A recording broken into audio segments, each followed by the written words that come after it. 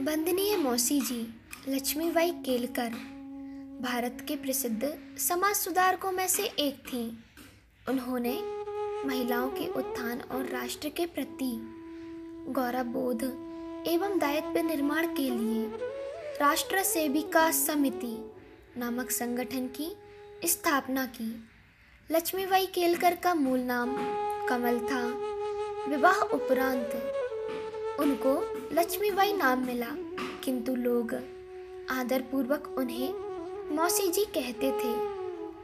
उनका जन्म बंगाल के विभाजन के खिलाफ आंदोलन के दिनों में 6 जुलाई 1905 को नागपुर में हुआ था।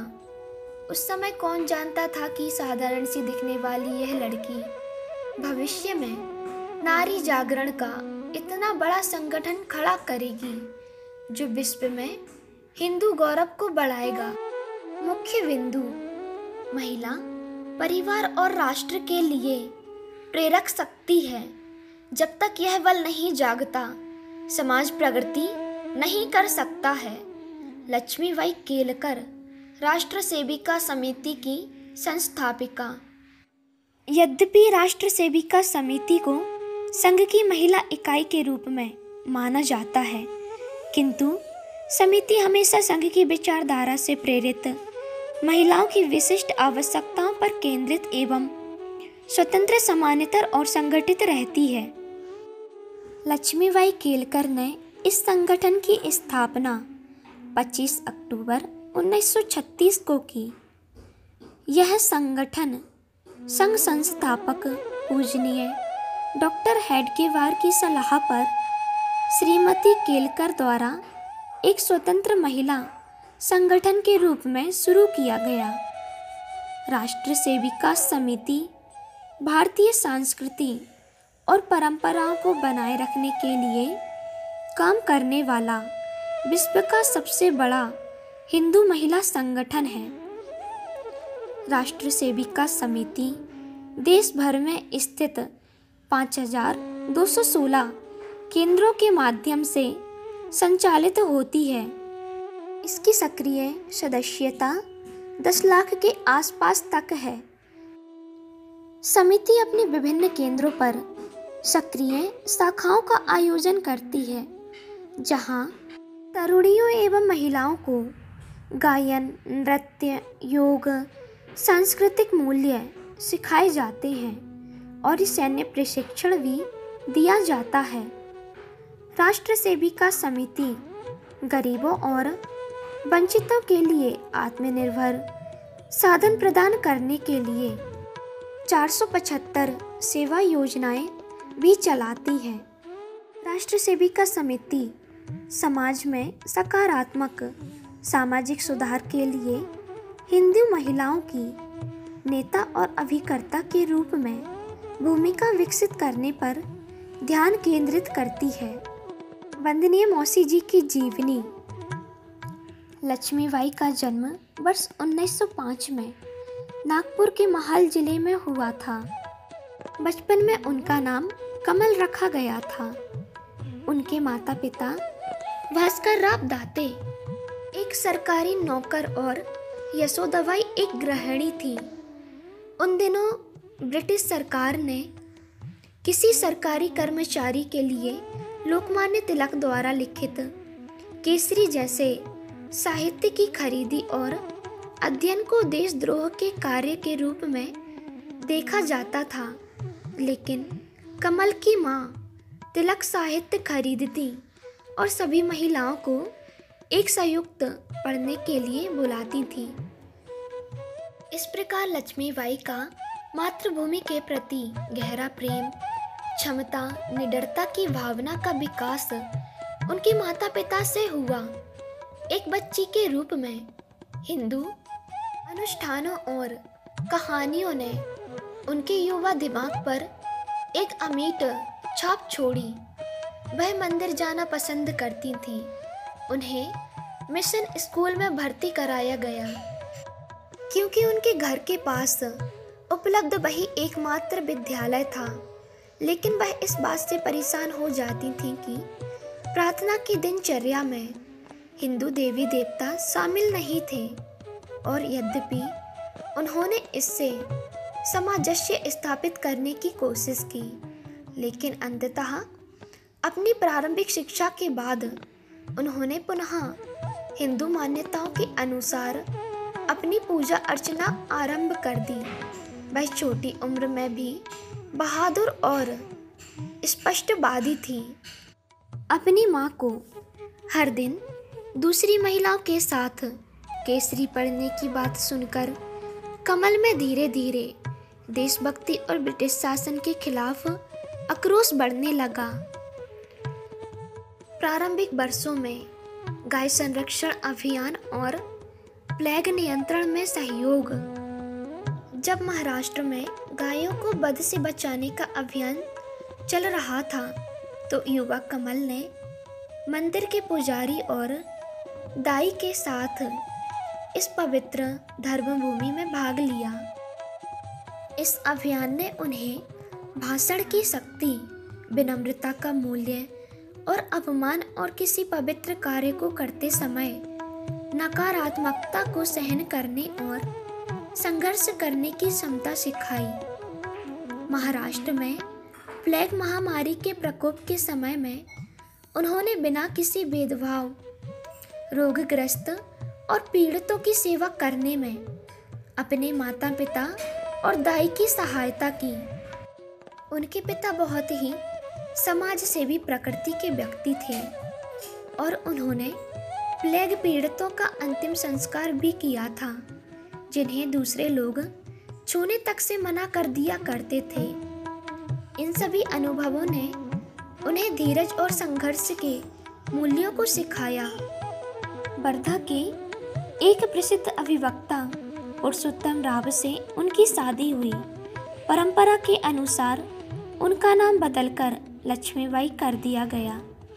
चूँकि उनका परिवार एक विशाल खेतीहर और संपत्ति वाला संयुक्त परिवार था, इसीलिए कई बैरिस्टर और सामाजिक सुधारक आते जाते रहते थे और समय समय पर देशभक्ति की बातों की चर्चा होती रहती थी। इन सब चीज़ों ने उनमें देशभक्ति की लौ जगाए रखी।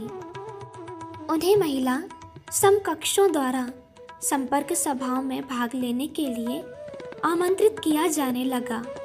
वह असाधारण नेतृत्व गुणों से संपन्न महिला थी, इसीलिए उन्होंने अपने समय को तुच्छ कार्यों में बर्बाद न करने के बजाय इन सभाओं में रचनात्मक और सकारात्मक कार्यों के लिए सलाह देना शुरू कर दिया।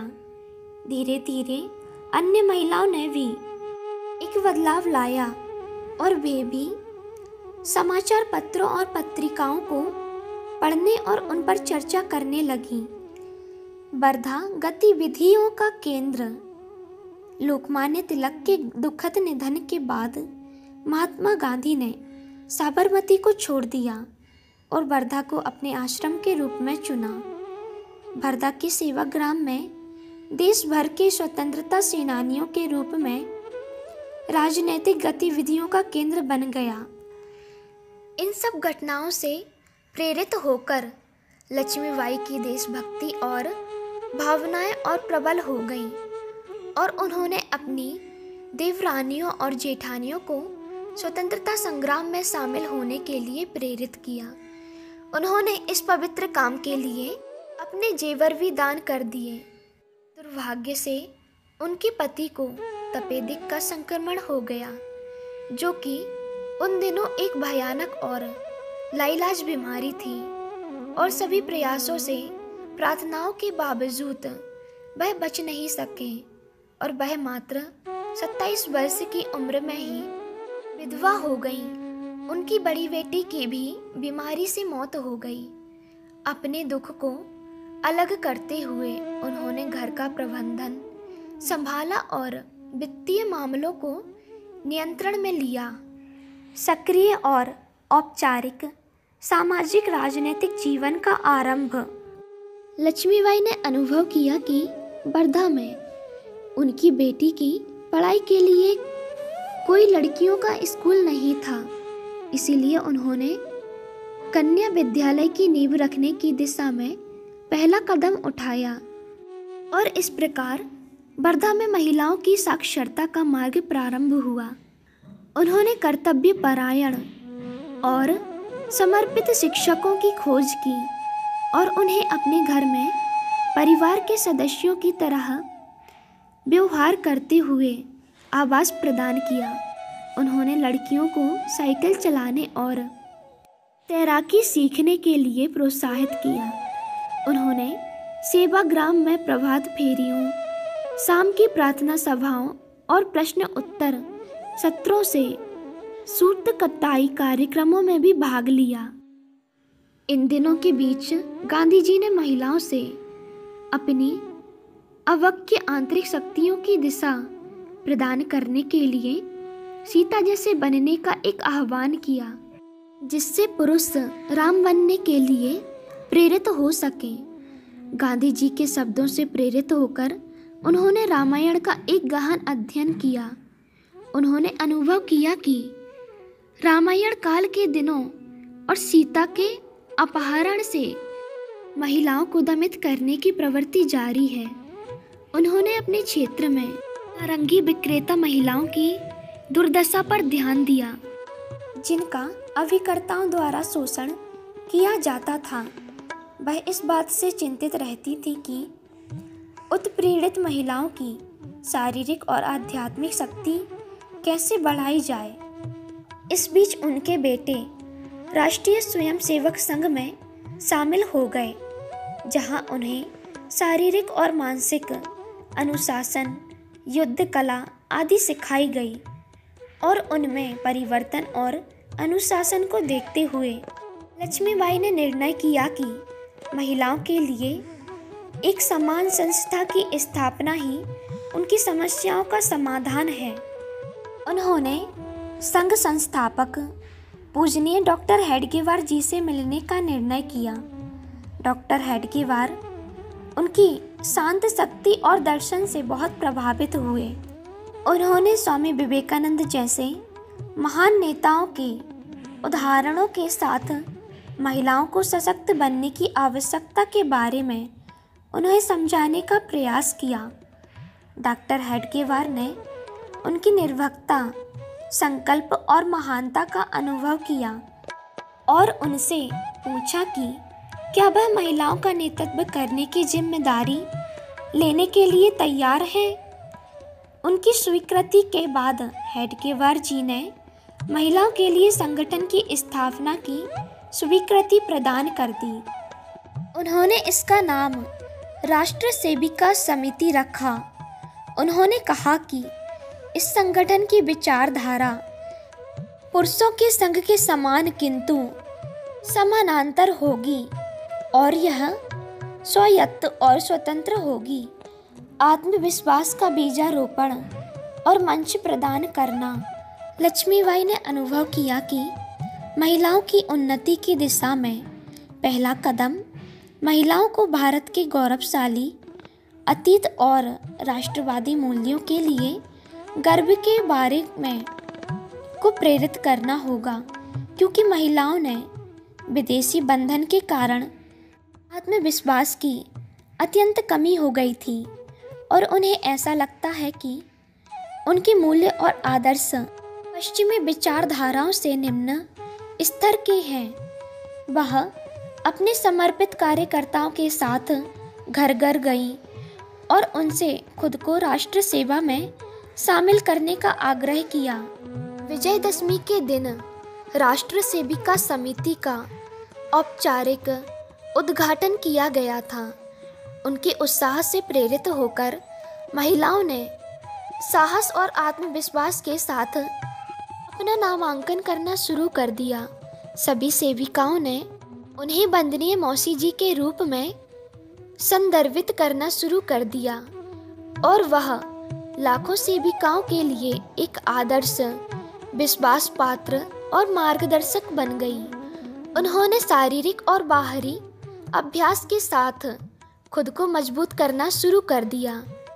जल्द ही उन्होंने विशाल रैलियों को संबोधित करना शुरू कर दिया और घर घर पूरी तरह से अभ्यास करके अपनी प्रारंभिक घबराहट को खत्म कर दिया।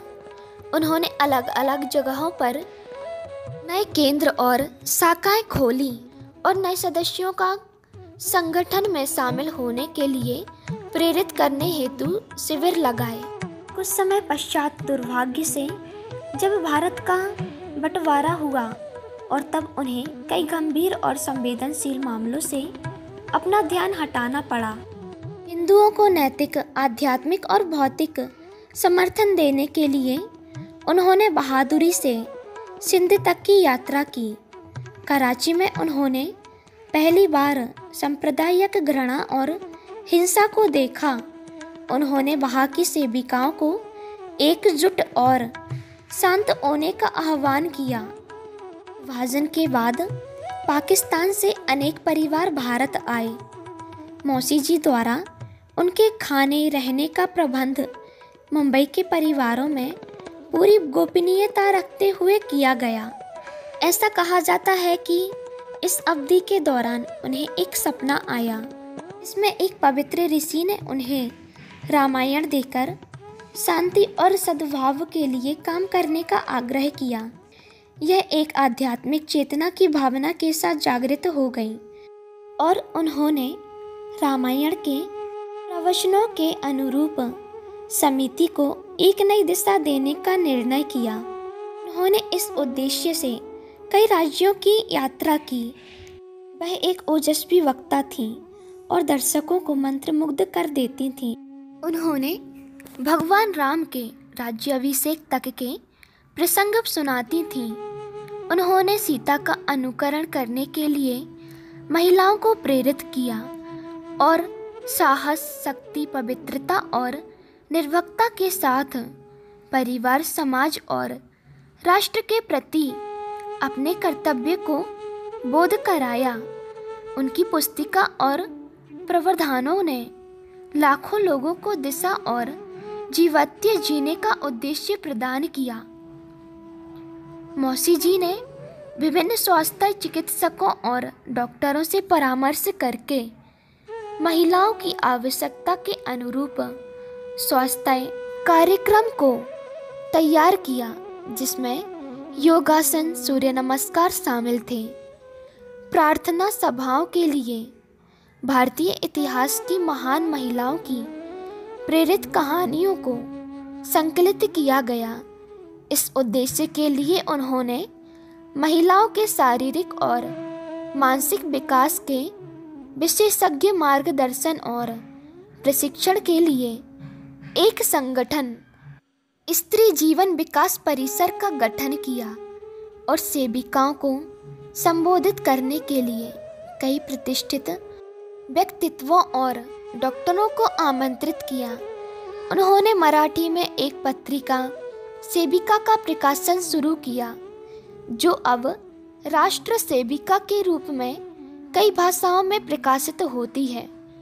उन्होंने भारत की गौरवशाली संस्कृति के आधार पर महिलाओं की शिक्षा को पुनर्गठित करने के लिए महिलाओं की प्राकृतिक प्रतिभा और भारतीय श्री विद्या निकेतन को विकसित करने के लिए व्यावसायिक पाठ्यक्रमों, प्रशिक्षण कार्यक्रमों और अल्पकालिक पाठ्यक्रमों के साथ गृहिणी विद्यालय की स्थापना की। उन्होंने देवी शक्ति की आराधना का सिलसिला शुरू किया, जिसमें अष्टभुजाओं वाली कमल, भगवत गीता, भगवा ध्वज, अग्नि कुंड, घंटी, तलवार और मोतियों के साथ क्रमशः नारी शक्ति का प्रतिनिधित्व किया गया और मूर्तियों को विभिन्न विभिन्न कंदराओं में स्थापित किया गया। उन्होंने रानी लक्ष्मीबाई और जीजा माता जैसी महान महिलाओं की कविताओं के रूप में रचना करने के लिए प्रेरित किया। उन्होंने शिवाजी के संघर्ष, स्वामी विवेकानंद के स्पष्ट आह्वान जैसे प्रेरणादायक विषयों पर प्रदर्शनियां लगाईं और कलाकारों को अपने चित्रों के माध्यम से सामाजिक पुनर्जागरण और जनता के उत्थान में योगदान देने के लिए आमंत्रित किया। उन्होंने महान महिला नेताओं की शताब्दियां मनाई और हर बैठक में वंदे मातरम का पाठ कर मातृभूमि का सम्मान करने की परंपरा शुरू की। उन्होंने नागपुर में देवी अहिल्या मंदिर, वर्धा में अष्टभुजा मंदिर और कई अन्य मंदिरों का निर्माण किया। विशिष्टताएं: अपनी व्यापक और विविध दायित्वों के बावजूद मौसी जी स्वच्छंदता की प्रतिमूर्ति थीं और उन्होंने कभी अपने घर की अपेक्षा नहीं की। वह धर्मनिष्ठ थीं और हमेशा पूजा के दौरान फूलों की सजावट और सौंदर्य का ध्यान रखती थीं। वह तीर्थ यात्राओं पर गईं और समय के मूल्य पर बहुत महत्व दिया करती थीं, क्योंकि उनके पास करने के लिए कई कार्य थे। उन्होंने कभी भी लोगों को अपने आसन पर बैठने की अनुमति नहीं दी और अपनी सारी प्रशंसा समिति को समर्पित कर देती थीं और इस प्रकार उन्होंने चटुकारिता को हतोत्साहित किया। उनके पास विलक्षण स्मरण शक्ति थी। उन्हें प्रत्येक व्यक्ति के बारे में स्पष्ट याद रहता था, भले ही वह एक बार ही क्यों न मिला हो। उनकी प्रत्येक व्यक्ति के लिए महत्व और देखभाल और चिंता करने की उनकी क्षमता ने सभी सेविकाओं को प्रेरित किया। वह उन सभी के लिए एक माँ की तरह थी और लोग उन्हें माँ के रूप में पाकर अपने को उनके बच्चे होने में स्वयं को भाग्यशाली समझते थे। जैसे जैसे समय बीतता गया, उनके द्वारा ग्रामीण और वनवासी पुनर्वास जैसी कई अन्य गतिविधियों को अपने कार्यों में सम्मिलित करने की योजना बनाई गई। उन्होंने अगस्त 1978 तक लगातार सेविकाओं को प्रेरित किया। जब उन्हें दिल का दौरा पड़ा और उन्हें आईसीयू में ले जाया गया, जैसे ही उनके स्वास्थ्य में सुधार होना शुरू हुआ और नागपुर अस्पताल में भारत के सभी राज्यों से उनके हजारों अनुयायियों का तांता लग गया। कई राज्यों से आई सेविकाओं की भाषा को समझने में असमर्थ होने के बावजूद उनके बीच आत्मीय प्रेम बिना शब्दों के व्यक्त होने के लिए पर्याप्त था। इसी बीच शीघ्र ही एक और हृदयघात पड़ने से 27 नवंबर 1978 को उनका देहावसान हो गया। अंबाझरी घाट के रास्ते में स्थित श्री शांति पीठ में उनके पार्थिव शरीर को थोड़े देर के लिए रखा गया था, जिसे अब उनके स्मारक में बदल दिया गया है। वंदनीय मौसी जी की जीवन कहानी एक साहसी महिला की प्रेरणादायक गाथा है, जिन्होंने बड़े नैतिक साहस और मानसिक दृढ़ता के साथ सभी बाधाओं के विरुद्ध संघर्ष और अंत में विजयी हुई। पुरुष प्रधान समाज में उनकी दूरदर्शिता, साहस और आत्मविश्वास के परिणाम स्वरूप महिलाओं के पुनर्वास और उत्थान के लिए एक शक्तिशाली संगठन की स्थापना हुई, जिसमें पारंपरिक भारतीय महिलाओं के हृदय में देशभक्ति की भावनाओं और सुप्त नारी शक्ति को जागृत किया। वहाँ वसुधैव कुटुंबकम अर्थात संपूर्ण संसार एक परिवार है कि हिंदू विचारधारा के वर्चस्व को स्थापित करने के लिए आजीवन प्रयत्नशील रहीं। उन्होंने मातृभूमि की सेवा और देखभाल के लिए अपना जीवन समर्पित कर दिया। उन्होंने जोर देकर कहा कि महिलाएं समाज के सभी सदस्यों की सेवा करने के लिए मातृत्व वृत्ति का पोषण करती हैं। उनके अनुसार कर्तव्य प्रेम और बलिदान की भावना के साथ सेवा एक महान राष्ट्र की सच्ची पहचान होती है। उन्होंने प्रत्येक महिला के दिलों में प्राचीन हिंदू संस्कृति की महिला पर गर्व करने की प्रवृत्ति विकसित करने का प्रयत्न किया। उनका व्यक्तित्व इतना उदात्त था कि आने वाली पीढ़ियों और विशेष रूप से सभी भारतीय महिलाओं द्वारा उनका सदैव सम्मान किया जाएगा।